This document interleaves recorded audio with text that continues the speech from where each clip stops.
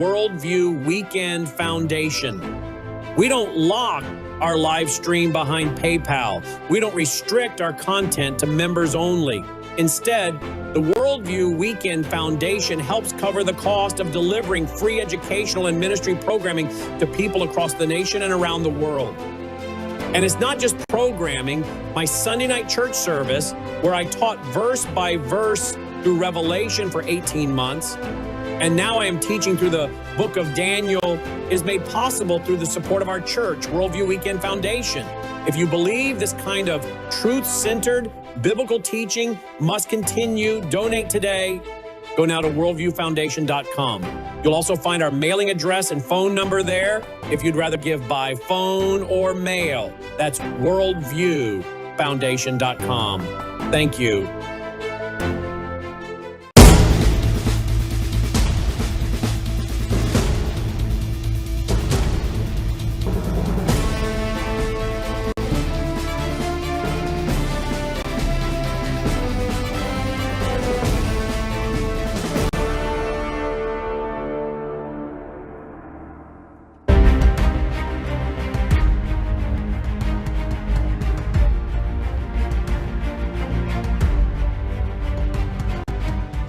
Welcome to this edition of our bansharia.com webinar series on Sharia and the extent to which the model of the perfect man, as he's known in Islam, the Prophet Muhammad, has created behavior patterns, conduct, strictures, demands that have informed the progress of Sharia worldwide for some 1,400 years. What we are aiming to do is to expose the utter incompatibility of such behavior and conduct and strictures and so on with the civilized Judeo-Christian world, with its values, with its freedoms, and most especially those guaranteed by the Constitution of the United States, which, among other things, has in Article 6 the Supremacy Clause, namely that it is the supreme law of the land, which makes all the more troubling, all the more problematic, all the more unacceptable the behavior of Sharia's practitioners. I call them Sharia supremacists because they seek to impose their program, political, military, legal, death cults, on everyone else. Their conduct, their emulation of Muhammad is by and large illegal. And we will be exploring specifically in the context of the mistreatment of children that is not simply approved by Sharia and its adherents, but is in many cases deemed obligatory, because after all, it's what the Prophet did. We're going to start level setting on what the Prophet did and what has flowed from his conduct with one of our country's preeminent Muslim scholars, that is to say, non-Muslim scholars of Sharia and jihad and the Quran and the Hadiths and the Sharia and so on that inform Sharia. And that would be Robert Spencer, the author of 32 books. I think I've given him credit for a couple, but that's because I'm not tracking every week. And it seems as though there's a new one just about on that schedule. But 32 is pretty impressive. Most of them deal with some aspect or another of Islam, of Muhammad, of his life, and what he spawned with his program of Sharia. We are going to take stock with him via a pre-recorded video that was distilled from an interview that he did with me for our television program on Real America's Voice called Securing America. And we are very grateful to him for allowing a twofer to contribute to that program in what I believe will be this evening's show, as well as for the purposes of this webinar. Let's go to the videotape with Robert Spencer now. it must be emphasized that Muhammad is in Islam the excellent example. That's chapter 33, verse 21 of the Quran, and it's interpreted in Islamic tradition as having no exceptions. Muhammad is an excellent example in everything he did, and every Muslim will do well to emulate Muhammad in as many details as possible. Now, one of the worst effects this has is in connection with Sharia and children, and that is pedophilia. Now, there's a tremendous debate about this in the West today. And if you point out that mainstream Islamic tradition and the Hadith collections that are considered most authentic by Muslim scholars themselves all attest multiple times that Muhammad married a 6-year-old girl when he was 51 years old, and that he consummated the marriage when she was 9 and he was 54. If you point this out nowadays, many Islamic apologists and non-Muslim Islamic apologists will say, well, you know, that's disputed. There are other traditions saying that the girl was older. That is actually completely beside the point of why anybody cares about this and why this is a controversy today at all. It must be emphasized that it's not about what Muhammad did or didn't do. That's a matter for historians to be sure, but the only reason why anybody cares about this in the West today is because of Muhammad's status as the excellent example and the fact that Muslims around the world, most notably in Afghanistan, but by no means restricted to Afghanistan, are emulating Muhammad in this particular and marrying little girls.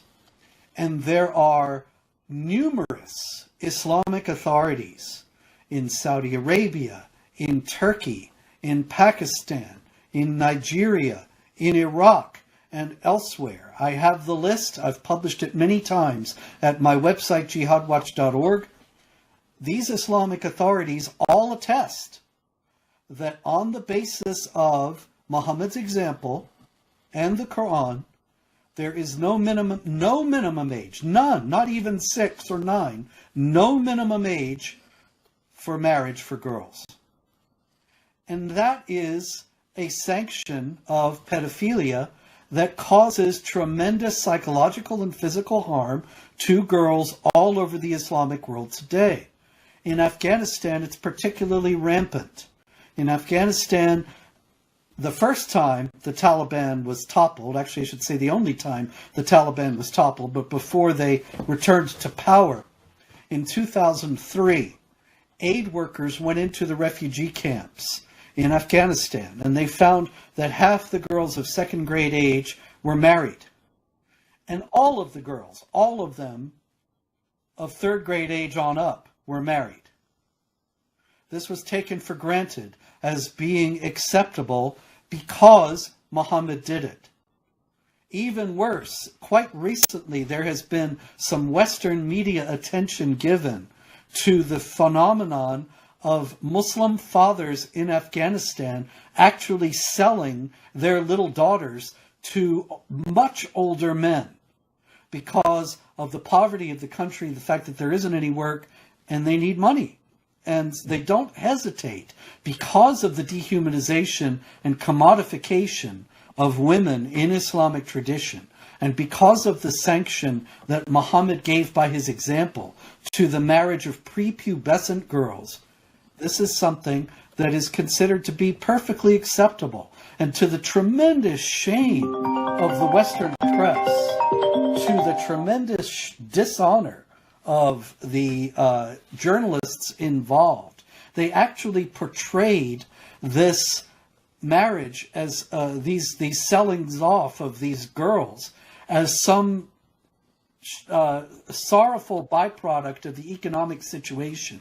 Never once got into the question of Muhammad's behavior. Never once explored the reasons why it was happening, and actually portrayed the fathers as poor victims of the economic circumstance in Afghanistan. When actually, even if Afghanistan were prosperous, there would likely be some of them who would engage in this behavior because Muhammad sanctioned it. They don't see anything wrong with it. Now, this is, as I noted, not limited to Afghanistan alone by any means.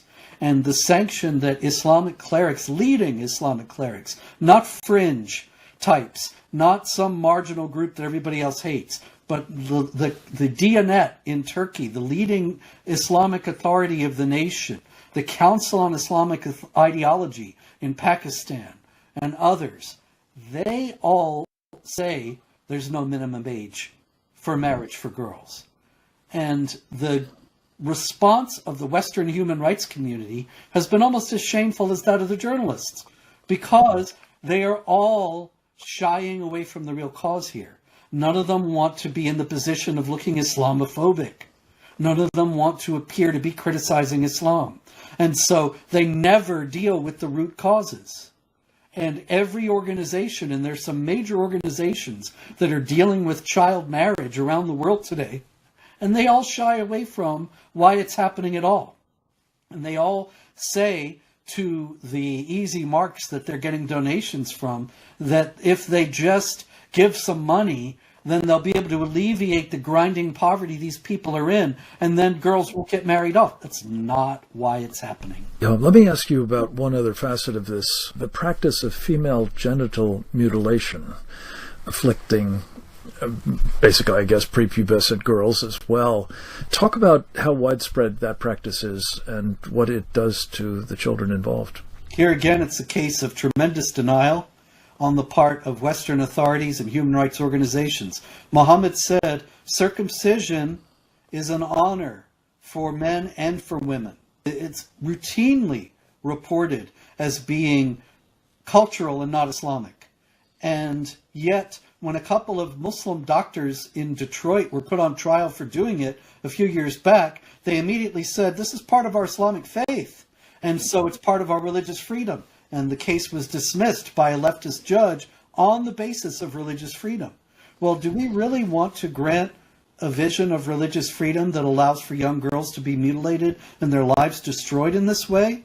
I think there needs to be a very serious re-examination of whether religious freedom is or should be a license to break other existing laws. Robert Spencer, thank you. Let me just add to his illustrious credentials, authorship of The Truth About Muhammad, founder of the world's most intolerant religion. He's also the executive director of a tremendous online resource, jihadwatch.org. We're going to turn next to a woman who knows firsthand about child marriage because she was a child bride in her native Iran. Her name is Aynaz, better known as Annie Cyrus. She is the founder of Live Up to Freedom. She has been the longtime producer of one of our favorite programs, the Glass Off Gang. She is the author, most recently, of an incredibly important new book, The Architecture of Jihad. She's also the director of programming at Patriot.tv. Annie, I know we have you audio only, but we're very appreciative of you finding time to speak to us about this topic, again, from your experience, not just as a child bride, but living inside a Sharia adherent society. How it treats children is something you know a lot about, and we are very appreciative, again, of your contribution to this program. Over to you. Absolutely, my pleasure. Thank you so much for having me. And I'm so glad that Robert covered the current events. Let's just create one very base that will definitely answer a lot of questions. When we say child, that's where the biggest conflict between Western civilization or modern civilization versus Sharia comes to picture.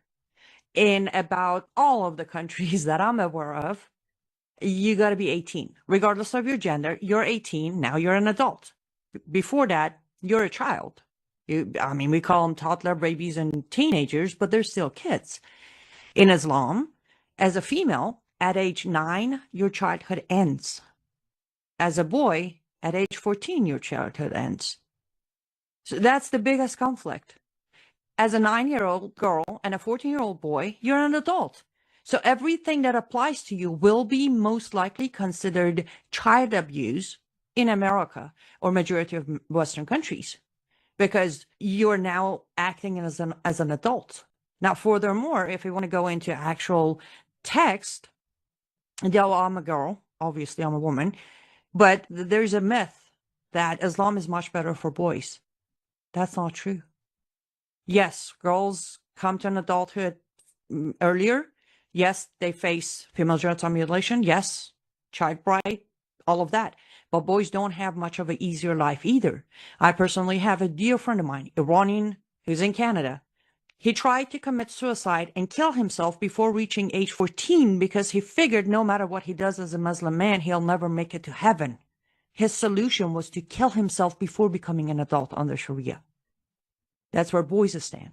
Now, generic, regardless of your gender rules. Another thing, many do argue, as Robert said, but let's go into their own book, Reliance of the Traveler. We addressed this on your last webinar. Reliance of the Traveler, chapter F, section 1.2 says specifically that parents and grandparents are to make their kids and grandkids follow the ritual of prayer and fasting, starting age 7. By age 10, if they're neglecting their duty, they must beat them physically to follow the rules of prayer. And I actually faced that. I lost count of how many mornings I would feel a kick in my back to get up and do my morning prayer. It was 4:30 in the morning. And to be honest, to this day, I still don't wake up early. But I would actually get kicked physically by my father, my uncle. Somebody would kick me to get up and do my morning prayer. Same thing with fasting. I talked about fasting. It's a very simple thing, but a lot of people don't understand. When I was 8, I started practicing fasting. Can you imagine an 8-year-old girl who has to go without water or food or snack or anything from 5 in the morning until 12? At 12, she'd get to have 1 glass of water, 1 bite of food, then go again until sundown. And then by age 9, I had to do it. Find it. Zach. Hello, Peter. Good to hear you. But by age 9, from there on, it was a full day. From age 9, I had to fast from sun up to sundown. I have ran that by our legal codes in America. That would have been considered child abuse and a starvation. These little things go unnoticed, and that's why when I was asked, I planned on talking on these basics.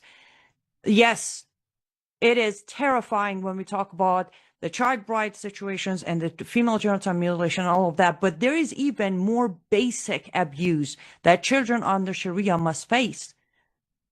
A 9-year-old girl leaving Islam will face the same death penalty as a 40-year-old. A 14-year-old boy leaving Islam will face the same death penalty as a 40-year-old. Every law, every punishment. If you're 10, 12, I'm not promoting it. But we have that in America. Our teenage kids tend to do a little bit of shoplifting, mainly for the fun of it. Your finger will be cut off in Islam, under Sharia. As a teenager, if you try even to shoplift, they will cut your fingers from there, your wrist, from there, your arm, from there, your toes, your ankle, and your leg. And these are all dictated in Quran. Other crimes that, again, I faced lashes. I faced 75 lashes. My grandmother purchased 50. I had to serve 25 of them. 25 lashes for what crime? I attended a party when boys and girls were in the same room doing nothing except singing, dancing, laughing. And I was 11 years old. 25 lashes from back of my hair all the way to the bottom of my feet. It had to be served. And again, I keep using myself, but your audience, I hope they understand this wasn't exclusive to me. It wasn't because my dad was a sheikh and he was very harsh. No, this is a legal code of the countries. Every country, every Islamic country has these punishments. And all of those punishments you read in their penal code, in your head, you're thinking adults. You need to change your mindset. A 9-year-old girl is an adult. A 14-year-old boy is an adult. And they all face those consequences. Is this a good place to take a pause? Or you want me to go on, Frank? That's great. And, that very helpfully brings home that this is not just your personal story, but the story of countless, billions of people over the years, I guess, in the form of children being abused in the manner of the perfect man, Muhammad. Thank you very much for bringing this so powerfully to this program. Peter McIlvenna is the co-founder with Lord Malcolm Pearson of Hearts of Oak, marvelous think tank in the United Kingdom. He serves as Lord Pearson's Chief of Staff in the House of Lords. He is a podcaster. Hearts of Oak is the brand, as well as a very prolific author and essayist in various publications. He is a senior fellow of the Institute for the American Future, as well as for the American Freedom Alliance.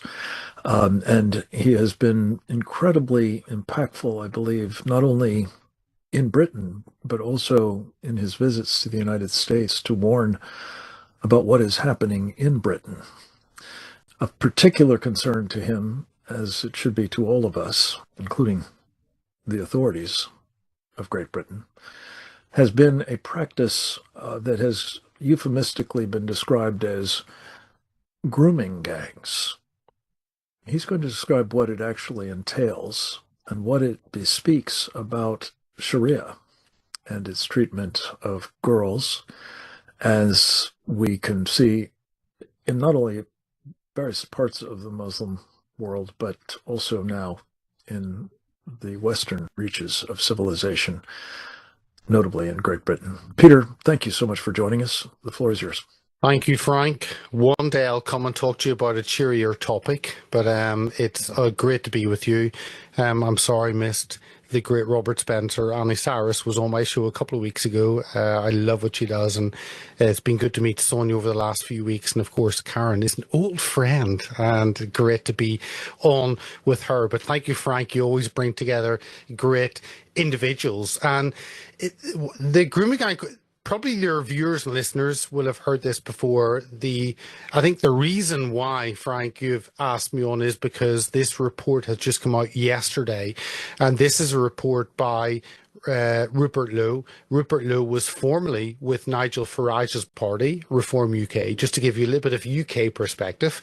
And he now has started his own party, Restore. But he's been very vocal on this issue, and he actually was frustrated that Nigel Farage wouldn't engage on this issue or rode back.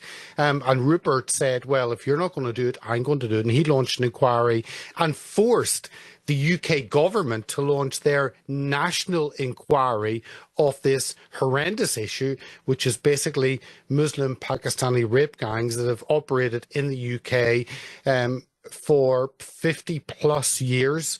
And in Rupert's report, he actually talks about 1955 being the first report he's come across. First report I've come across was 1975. So he's put it back 20 years prior. That's 70 years. This is a stain on British history that's affected between 250,000 girls, and the report talks about that figure, which is partially from Lord Pearson of Rannoch's figure, and whenever he spoke in the House of Lords, extrapolating the figures that we have. And of course, Sarah Champion, a Labour member of Parliament on the left, very much a hardcore socialist from one of these areas, Rotherham, she talked 5 years ago and said that up to 1 million girls had been affected. So the figures are staggering. 250,000 to 1 million. We in the UK are a fifth the size of the US. So if you take this in the US size stats, this is 1 to 5 million of your girls being targeted, being systematically raped. And don't think this situation is just for the UK. This is to do with entities. This is to do with cultures. This is to do with religious beliefs that slip in to a culture, a society that doesn't know what actually it stands for. And that's where we have had our collapse of national identity, and you're suffering that same pivotal moment, I think, to what actually it means to be an American. For the first time ever, I've seen that debate happening on the left and the right, where I thought that was settled. So that's an overview. The summary, and I've been through this 219 pages. I've been going through it yesterday and today, and it is horrendous. And Rupert Lowe, Member of Parliament, brought together a number of individuals. He brought together survivor Sammy Woodhouse, absolute champion on this issue. I've had her on before and followed her closely. He's had Nick Timothy, who's the only Member of Parliament, apart from Rupert Lowe, who speaks on this, and Carla Lockhart, who's a fantastic Member of Parliament for Northern Ireland, and is interested in the Northern Irish MPs coming on and talking about this issue. But of course, the conclusion is this is a predominantly Muslim Pakistani issue that has targeted vulnerable girls, targeted vulnerable white girls. But if you go back in the days, it was also targeting Sikh girls. And the Sikh community put together a vigilante force, which was the Sikh Defence League. And I know Tommy Robinson had connected with them and looked at how they had put together that force to protect their girls, because he didn't trust the National Police Force. Sadly, those on the white English and British side didn't think to do such a thing. And we basically handed over to our authorities, which failed on multiple levels. Rupert Lowe's report, he talks about this happening in 149 local authorities. Now, to put it into context, in the UK, we have about 380 local authorities, which are the smallest group that we have in terms of a council, local authority. And this means that 40% of our local governmental authorities, they are seeing these Muslim rape gangs, called grooming gangs, to basically ignore the actual situation. So you come up with a name that sugarcoats the issue, but 40% of our local authorities across the UK are facing this issue. I listed 12, and I may not get through all 12, but I listed 12 takeaways from this report. Frank, so your viewers and listeners do not have to read it because it's horrendous. And what stands out is the victims, the survivors, because they have survived this, and their stories. And that is replicated 250,000, if not 1 million girls. But let's just say 250,000. That is the scale that we have had, and the collusion and the turning a blind eye, simply because authorities did not want to be called racist or Islamophobic.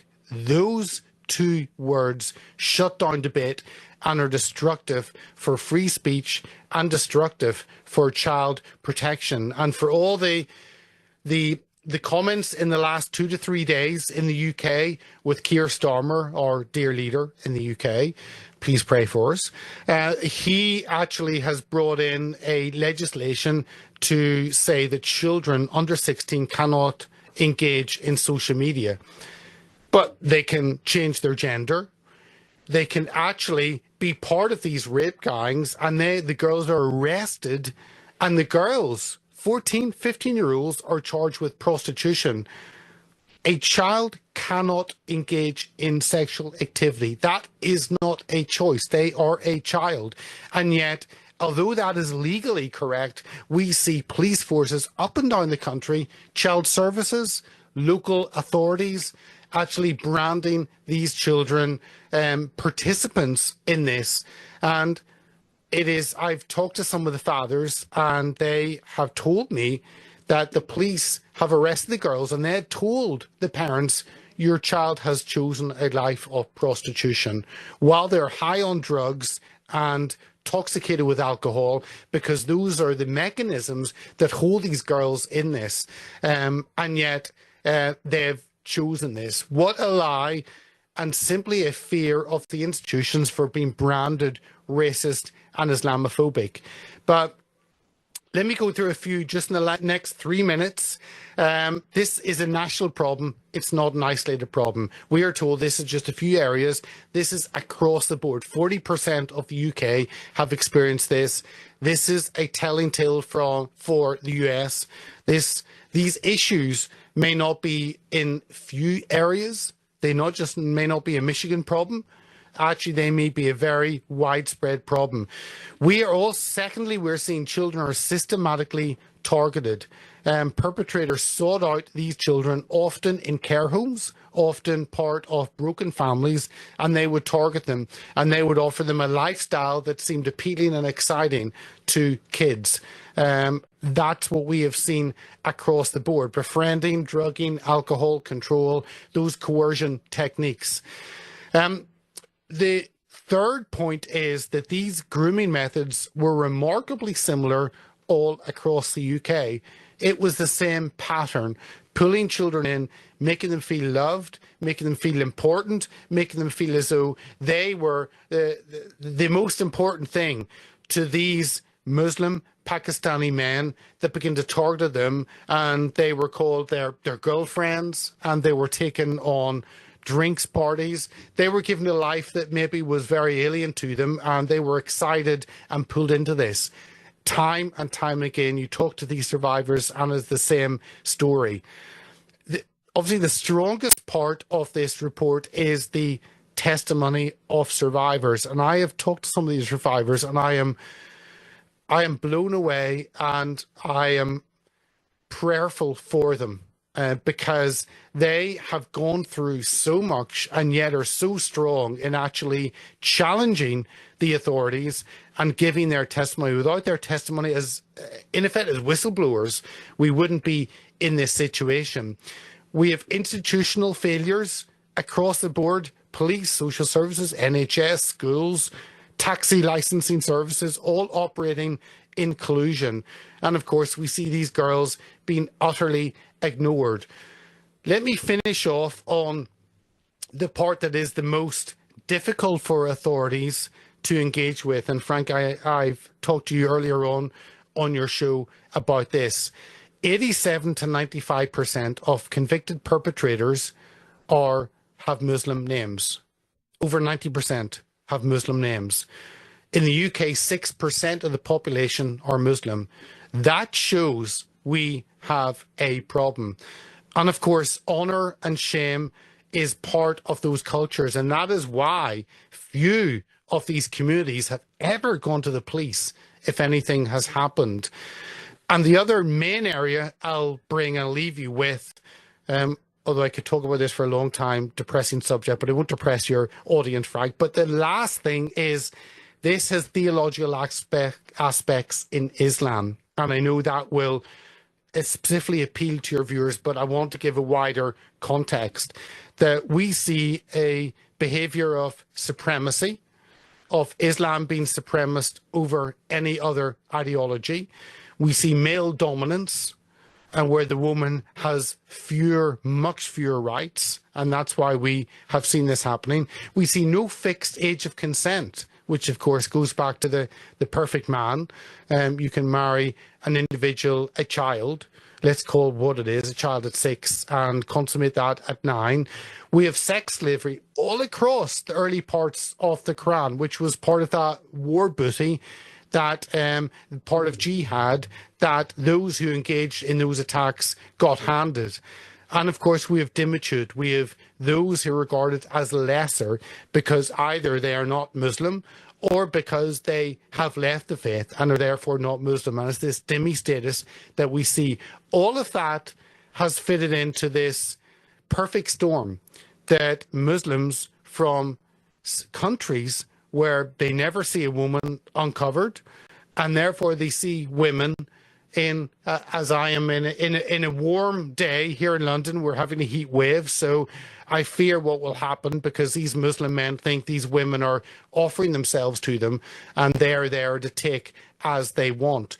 There's so many aspects of this, but Frank, I simply would say to your US viewers that this is not a UK problem.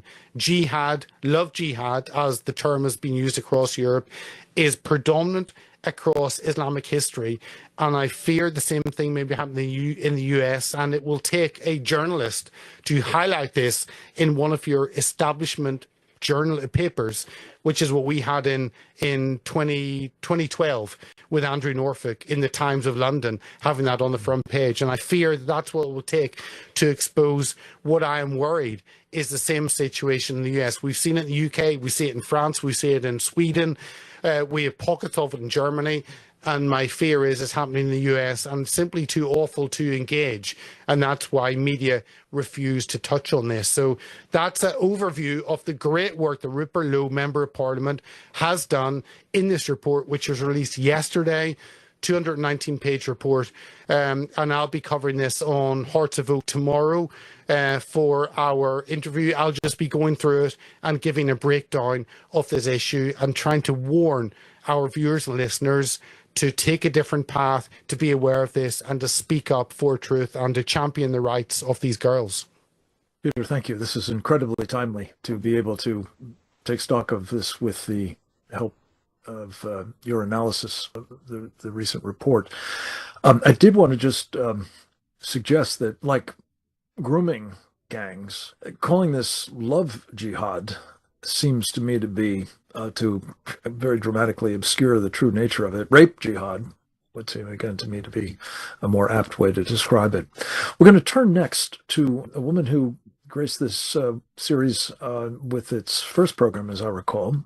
Her name is Sonja Dahlmans. She is a Dutch theologian who has, both in her master's degree thesis and now in the work she's doing towards a PhD, delved deeply into such issues as Islamic forced and or child marriage, the abduction, the sexual violence, the mistreatment of both women and children, girls in particular.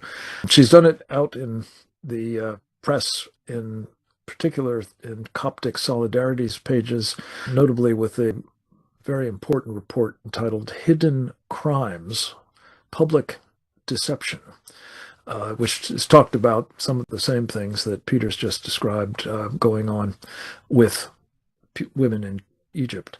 Sonja, it's wonderful to have you back. Thank you so much for adjusting your calendar and schedule to join us. The floor is yours, ma'am. Thank you so much, Frank, for this invitation and also for hosting a show on this seminar on this very important topic.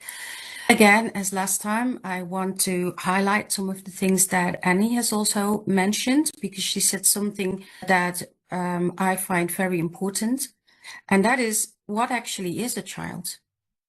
That definition is very different for us and for Islamic theology.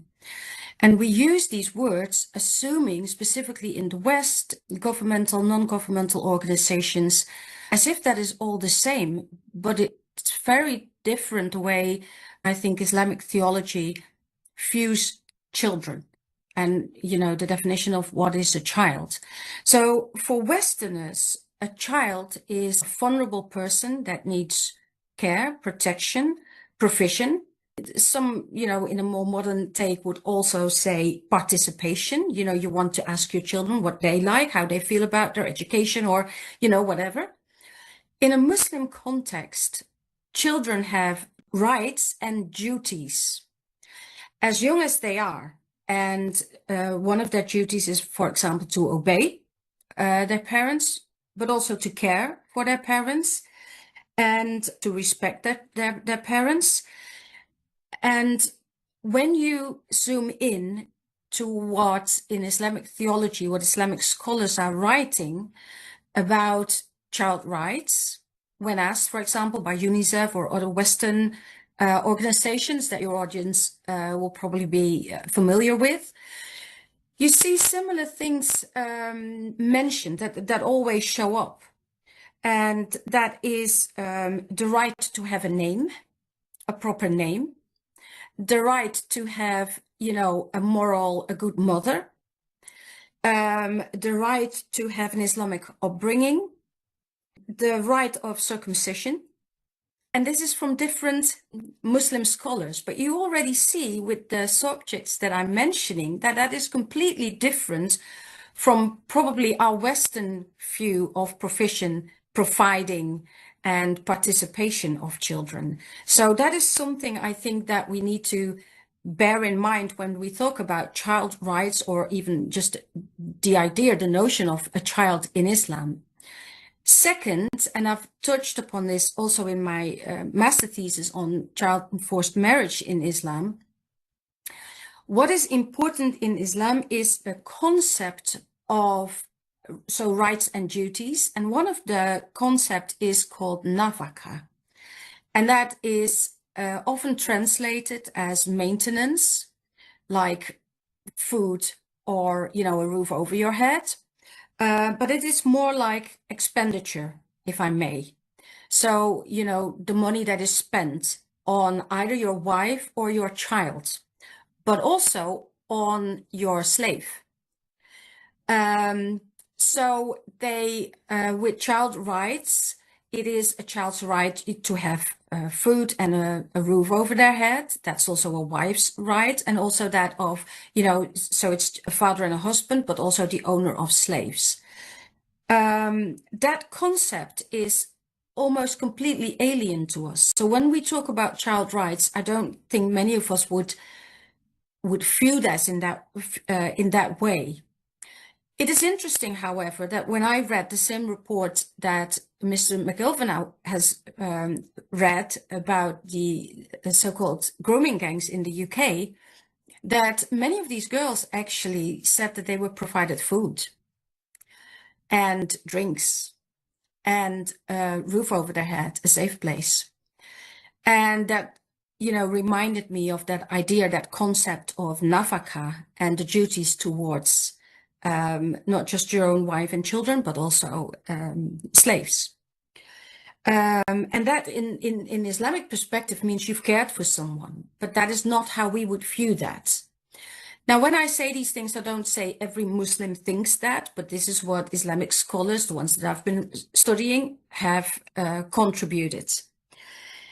Another thing, and that is something I've touched upon in our last seminar, was that concept of zina, illicit sex, and how that shapes and forms an Islamic society, an Islamic culture. And we've talked about this, illicit sex, not necessarily, as Annie mentioned, cheating on your husband, but it means that a woman needs to guard her private parts, her modesty, and that one of the ways to do that is by wearing the hijab or the niqab even. And that, women also meaning sometimes little girls. Now this, as Annie explained then, this creates othering.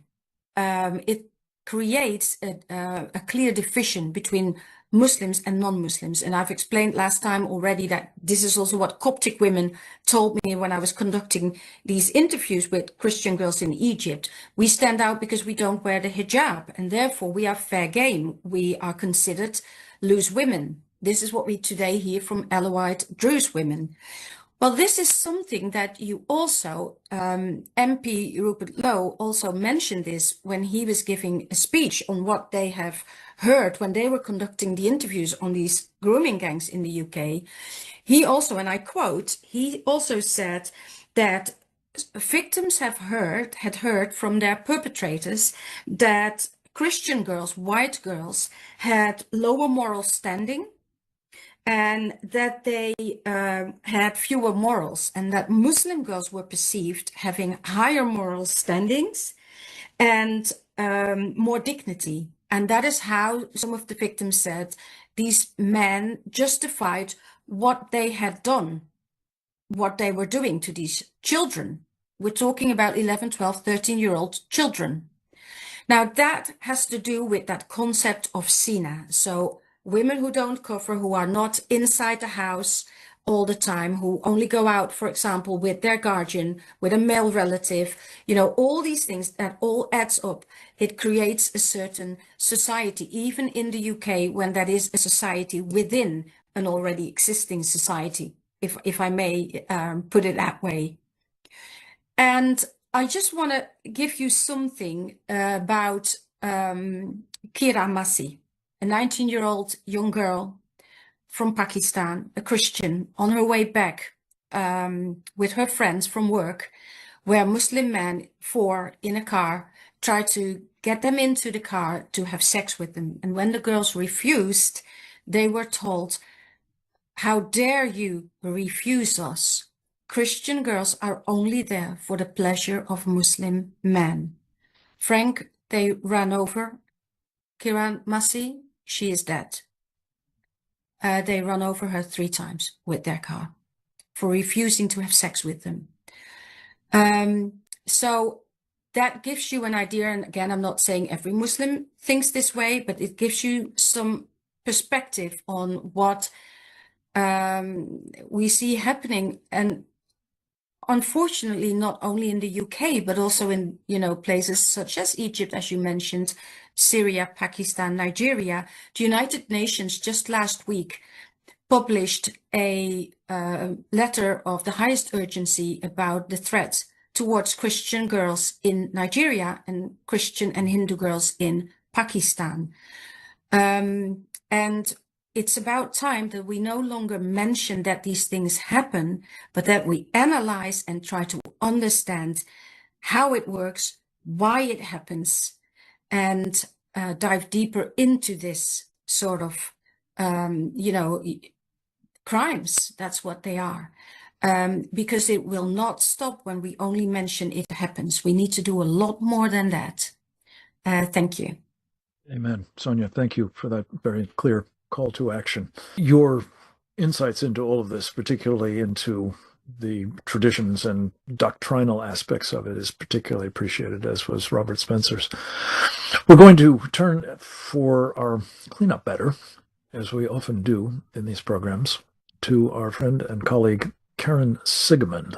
Dr. Siegemund is a PhD with extensive experience educating children at every level.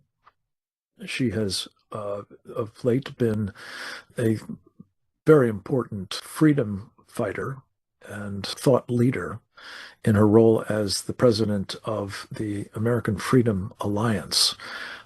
She sponsors programs like these frequently under that banner, and we're always grateful to her for joining us under the lesser brand of ourband-sharia.com.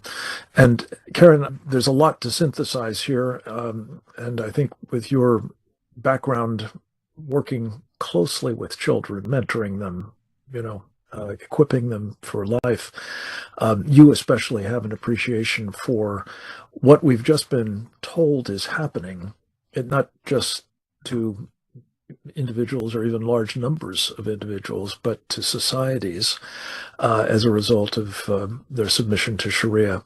I hope you'll give us some concluding thoughts of your own. Thank you so much, Frank, and it's an honor again to be part of this incredible team on this crucial topic. It truly is crucial. And when I've been listening to this, I am reminded of, as a parent and as a teacher, the gargantuan contrast between the Islamic perspective on children and what we see here. When I was a kid and with my own children, we teach our kids here, you can be anything you want to be. The sky is the limit. Anything a boy can do, a girl can also do. There are literally no limits. Here in the US, it is the land of opportunity. We have fought hard to be able to do anything, and here we are.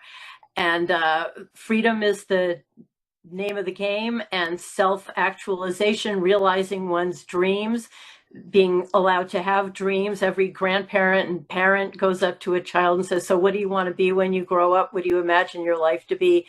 Contrast this with everything that we've been hearing today, where a parent's role with boys and girls, to Annie's point, is to be subservient to Allah, to be a good jihadist. Everything that we've been hearing is all about the preeminence of jihad in Islam. And I don't just mean radical Islam, I mean Islam. It is all about jihad waged one way or another.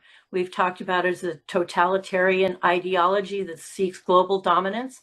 And what we're talking about today is, in fact, two of those means of that. One, teaching your children, again, to be a good jihadi, which means however you can assert dominance. We see it in Islamic countries with what Annie went through, but we're also seeing it now in the UK, as Peter and elsewhere in Europe, also as Sonja discusses, the ways in which conquest is being waged against a culture is through its children, through rape jihad, through breaking of the familial bonds, through replacing family, as Sonja just talked about, with others providing the roof and the food. It's breaking the role of the father. It's breaking the role of the mother. Our traditional sense of what the role of father and mother is. In Islam, that is absolutely not the case. To have your child be the best jihadi possible is a worthy goal. Love is replaced by honor. Love is replaced by effectiveness in jihad. Little boys, I'll never forget, I don't think any of us will, the boy who called home on October 7th, crowing about how he had killed 10 or more Jews. This is the clear result of indoctrination, the extent to which he was proud of having been the best jihadi, drove him to call his parents, calling his mom. This is not how we treat our own children, teaching them to be warriors and killing other people at a rock concert. This is not how we act. This is not the Christian way. It's not the Jewish way. This is a Muslim indoctrination way of, again, waging jihad. This is rape jihad. It's cultural jihad. And it's broken, as I mentioned, the role of the father and the role of the mother as we perceive it. But it's also throughout Europe breaking law and order, as this report indicates. This has been going on 50, 70 years. We see Tommy Robinson talking about this. And law and order are elected officials and law enforcement refusing to engage, refusing to stand up for white girls in the face of rape gangs. The horrific nature of everything that was outlined in this report is it's stunning. It will turn one's stomach, not only that it happened, but that it happened without having been challenged. We also see that it also has subverted our very notions of free speech, as Robert Spencer mentioned. To speak of Mohammed having married a 6-year-old and being patiently waiting till she turned 9 to consummate it, when you speak of this in Europe, this is considered, and we have friends who have been convicted of this, of hate speech. So along with the actions, along with the perspective, along with the employment of children in attempts, all too successful, to wage jihad, to destroy a culture and a society, we're also seeing how the ripple effects are felt through civil compliance. We see it in England, as Peter noted, in Germany, as we've discussed, when you can't talk about the countless hundreds of rapes that go on. This is an unbelievable abuse of children, of our, of the most vulnerable among us. It's an abuse of our democracy, and it is in all ways possible a means of conquering. And I think what we've talked about here between Annie's own horrific experiences, Sonja's work, again, this report, and Robert's theological underpinnings as to why this isn't only acceptable but mandatory. We need to recognize that this is war being waged on us that seeks global dominance, writ large, but also writ small to the smallest among us in terms of breaking spirits, breaking souls, the abuses, the corruption. And while we see it starting to come here, the more we understand how this happens, with the trajectory has been elsewhere, I think we're much better equipped to keep it from happening here. So again, thank you for such an important topic, and greater awareness has to translate to greater defense. Karen Siegemund, thank you for your contributions to that. Annie, I know you have to leave. Let me just ask a quick question, if I may.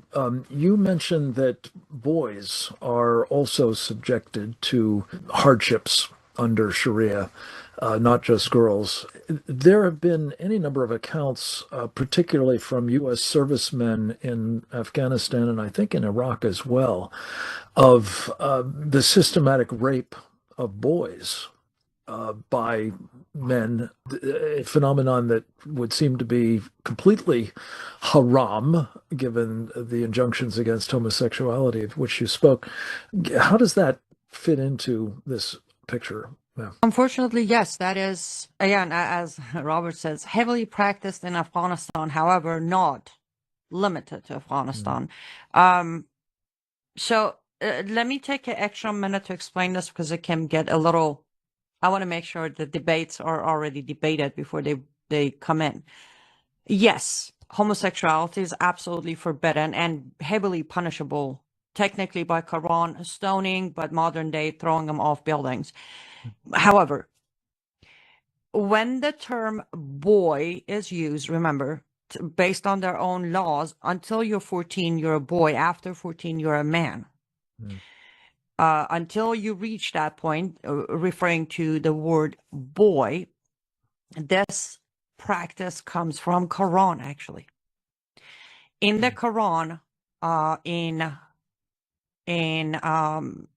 I think it's Surah 76, chapter 76 of Quran, where there are promises to good Muslims who will reach heaven. And one of the promises to them is that there will circulate among them young boys made eternal like pearls. Translation is what you today see as bachabazi in Afghanistan, or systematic rape of boys. It's part of their promise. Now, it's supposed to, the debate comes from, this comes in Allah's heaven, which again, on its own, why is Allah promising you boys? I mean, the 72 version wasn't enough. On top of that, now we're, and this one doesn't actually have number. It says boys in Arabic, boys, more than one. We don't know the cap of it, but they are compared to pearls as rewards circulate among them. Again, apologists will say, oh no, in the Quran, it means servants. That word is not in the verse. It isn't. It does not say servants. It says pearls as jewelry, as rewards. With that, yes, Muslims, again, heavily in Afghanistan, I would say after Afghanistan, fairly heavily in Pakistan, but they do take it upon themselves that boys are, even in this earth, rewards to be used. Now, normally by a certain age, being 14, unless they're Sunnis have upped that to 16 years, but by 14, they replace their pearl. They actually, on earthly practice, they call them their little pearls. They replace the pearl with the younger one as soon as the old one reaches age 14. I apologize to your audience. I understand how disturbing this is, but Yes. we have to talk about it. And understand, if we could, maybe just one more word on it before you go, what it does to a child. In your case, as a bride, and in the case of these boys, being hunted down, and I think they're called man-boy love evenings or something like that. I mean, physical trauma is obviously part of it, but the psychological damage and harm, how would you characterize it? And how does it impact the society, would you say? Society, let me reverse answer this if you would allow me. I've been asked by many in America that why are there so many Iranian women willing to become second, third, or fourth wife or temporary wives? And my answer has been, when you are raised in a society under a system that breaks you as early as 8, 9, 10, you don't grow up to be the confident girl that says, oh, I'm never going to be your second option or a third or fourth. You are so broken, not just physically, but emotionally and mentally. You're under a system where your own creator considers you a half a person, not a full human. How dare you would ever request to be the first, to be the priority, or to be considered a human? So unfortunately, not just in Iran, in many Islamic countries, you'll see, yes, at the moment a man says, I'll take you as my second wife, even temporary wife, they agree. Because otherwise, what are they going to do? Because the same system says if you're not married, something is wrong with you, and you bring shame to your family for not being married. You put all of that together. This is how in Islamic countries, or even sometimes in America, from more adult Muslims who migrate here, you don't see the objection. They don't see what's wrong with it. They consider it a blessing that a man is willing to take me under his wings. To also add to the fact that in Islamic countries, a woman, you're not in America. You don't get to have a career, make your money, buy your house, feed yourself. You're going to need someone to do that, because if your male guardian rejects or declines your request for a job or pulls you out of a school like my father did, unless somebody is out there to pay you to be their wife of any form, again, you won't even survive. You'll die. You won't have a roof over your head. So the basis starts there, and it grows into many women who consider themselves nothing. And they actually consider it a blessing when Allah sends them a man who's willing to, I don't know, see them once a week, once a month, once a year, throw them some money, get them a room that's a roof over their head. Because emotionally and mentally, they're broken. Financially, they're blocked from having a life. You put out that together. Sometimes people say, you defend Muslim women. Yes, I do. Somebody needs to. Somebody must defend them, because they don't grow up under normal circumstances, and not even a half. They don't come from broken homes. No disrespect, nor undermining the issues in America. But they don't come from my mom and dad divorced, so I'm not doing great. They come from my father handed me to an old man, and my life was over. There's a difference. Annie, thank you so much. I know you've got to scoot, but we so appreciate, again, the insights born of firsthand exposure to the inhumane treatment of children under Sharia. And I just want to say thank you to you and everybody who's here, from your experts to your audience. I appreciate you, and I'm sorry I have to leave, but hopefully I'll see you again. Counting on it. Yes, ma'am. Sonja, let me turn to you, if I may. One of the things that we hear a lot about in Europe is the extent to which the Muslim immigrants have not assimilated into the society, the host society of the Netherlands, Belgium, France, Sweden, whatever. To what extent are children an example of that kind of separation, that whether it involves their education, whether it involves swimming pools, whether it involves sports and the like? And one of the things that is very much on my mind is, in particular, the idea that children, female children specifically, must be escorted, as are wives for that matter, by a male to be out of the house. Is that impacting, children's socialization in Islam, and compounding this idea that they're separate and apart from the host society? Yes, very much so, I would say. I would like to address one more thing about what Annie was saying about the marriage, why women accept. Well, most of the time, it is not the woman who accepts the marriage, it's her guardian who accepts a marriage proposal for her.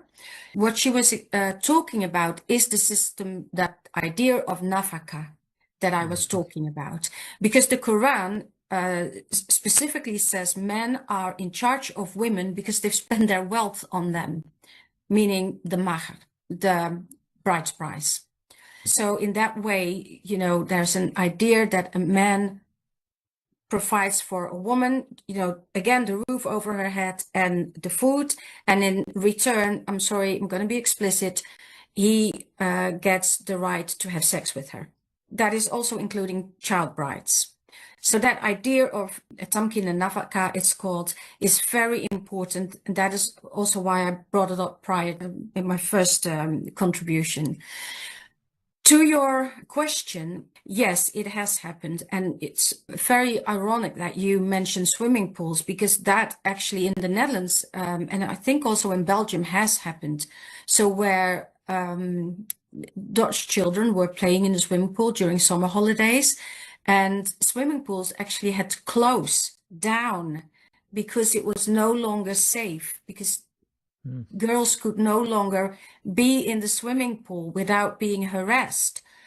While, on the other hand, Muslims are asking for separate swimming pool hours for Muslim women who want to dress as what they call modest. So that is that division that we were talking about. That is what I meant, you know, that whole idea, concept of Sina and Haya.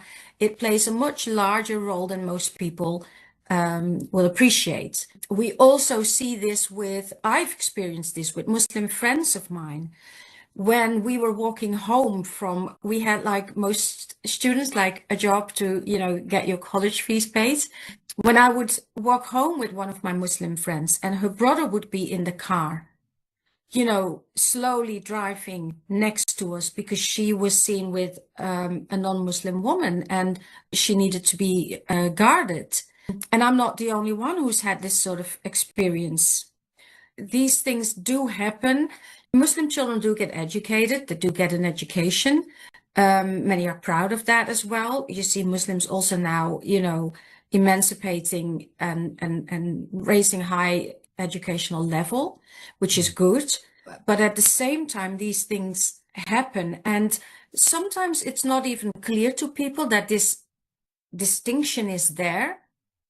And they were shocked when after October 7th in 2023, you know, what Hamas did at the Nova Festival and other places in Israel, that suddenly to many people in Europe, these people out of nowhere came and, you know, there was some violent or aggressive atmosphere during demonstrations because, you know, there's some things that happen on the surface and there's a lot what happens beneath that. So you might not notice that there is this othering that I was talking about. Yes. But yeah, unfortunately, it is there. And I'm not saying it is there with every Muslim. I myself, by the way, was nourished by Muslims when I grew up as a child. So I know it is not every Muslim. I want to say that as well. I really was nourished by Muslims.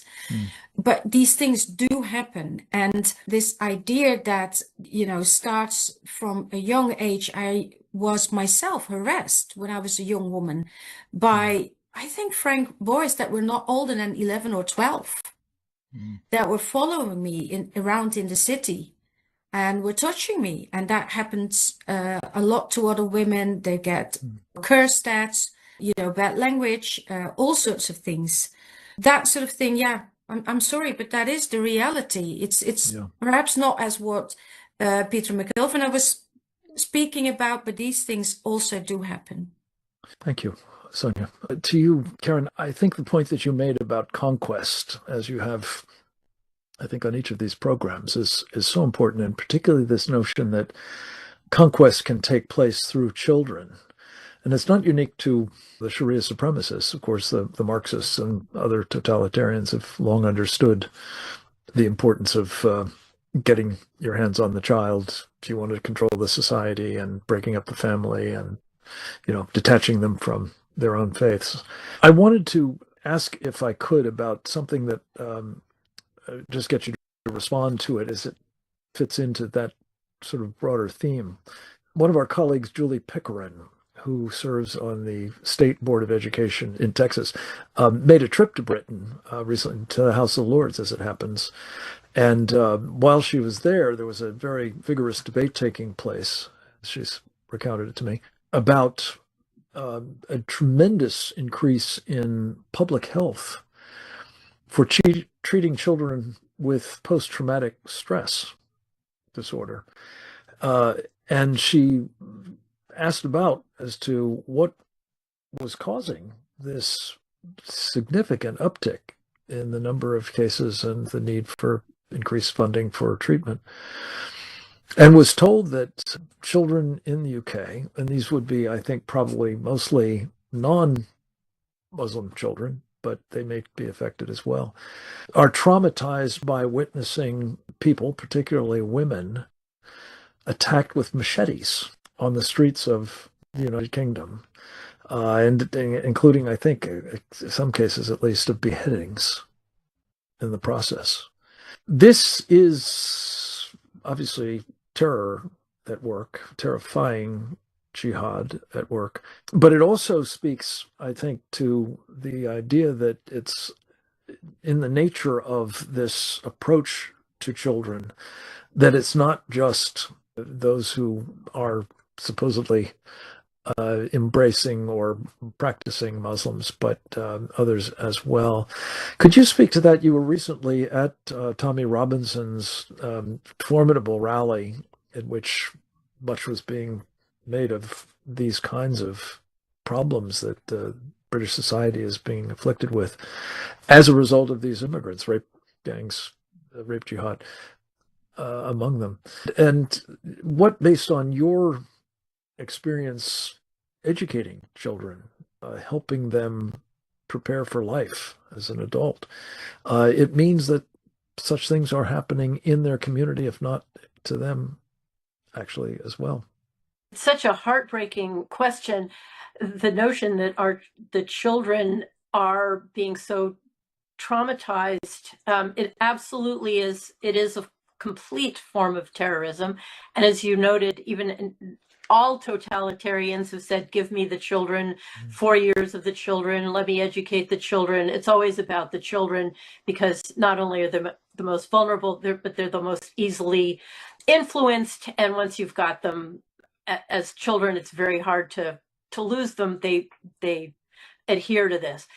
The violence in the streets, so not even specifically, girls' rape gangs, but the violence in the streets, the beheadings. I'll bring up, the Ariana Grande concert that was an utter massacre, the Charlie Hebdo, the theater, the Bataclan Theater in Paris. If you read about the Bataclan Theater savagery, it is utterly unspeakable. So all of this contributes to this utter sense of a lack of safety in your own home. Oikos is one's home. One should be able to feel safe there. And that is exactly what is happening. We see it here with school shootings. When your school is deemed unsafe, and then when nobody will stand up for you either. So it's not only that the thing happens, it's that it could have been prevented. It won't be prevented in the future. There's a refusal to acknowledge the actual problem, right? Frank, you and I have spoken about this. Once you call it violent extremism, you've completely enabled those doing this, who are doing this with a very specific purpose. It is warfare. It is aiming to conquer. And when you have cowed the children, when you've cowed the police, when you've cowed law enforcement, when you've cowed school officials, when you've cowed churches, when you've cowed anybody for standing up against slaughter, and they point to the US and say, oh, well, we have guns here. Give me a gun over a machete, I'm sorry, any day. But when children go to an Ariana Grande concert, these were middle school girls. And the argument, I don't know if you saw this, but after the Bataclan incident, there was an interview. A journalist, I will never forget this as long as I live. This needs to be far and wide. A journalist was interviewing a father and his little boy. And they said, to the little boy, well, are you scared? He said, well, I hope the good guys have guns or something like this. And he looks to his daddy and says, do we have guns? And the daddy says, no, we have flowers. The argument being, we're, peace, love, kumbaya, and it's all going to be fine. And the little boy looks at his dad, and you see in that moment how he has lost faith in everything. In everything. He knows his dad lied to him. He knows this is utter nonsense. He knows the world is unsafe. He knows dad can't be trusted. And now he's being interviewed by another person in authority. His world, you could just see it all drained from his eyes. This is the utter opposite of what we have always done. We've always felt it's so important to make our children feel legitimately safe, not based on whole passels of lies. So when you talk about mental health and needing an increased need for it, of course there is, and only when we get even more inured to this violence, which I hope we never ever ever do, that's when it will look better. But that is obviously not the answer. The answer is to protect, to stand up, as these fathers have done, as Tommy Robinson speaks about. Tommy Robinson is yes, about speaking out against all the Islamic infiltration, but also against the complicity by law enforcement, and maybe even a little more so to empower the men to stand up for the women and the children, because that is their role. That is the role, to such an extent that that's exactly who is being taken out, the men. The patriarchal role that they need to play in the family and in the community. And we see this with the green, with the Islam, the Islamists. We see it with the communists together jointly. They undermine the family. And that's exactly why we need to shore that all up. The trauma, watching the soul drain from this little boy, and he's just the one we see on television. Yeah, and that toxic masculinity thing is exactly right. Bring it back. Bring it back. If ever there were toxic masculinity, it's what Sharia commands of those emulating the perfect man, Muhammad. Ladies, thank you so much. We're going to wrap at this point. Here we go. Please get your pre-order in. The commentary, it's done. We finished up all the editing, all the footnotes, all the appendix, all the scriptural references in this will blow your mind. And it's not a cheap book to print. This is hardcover, 2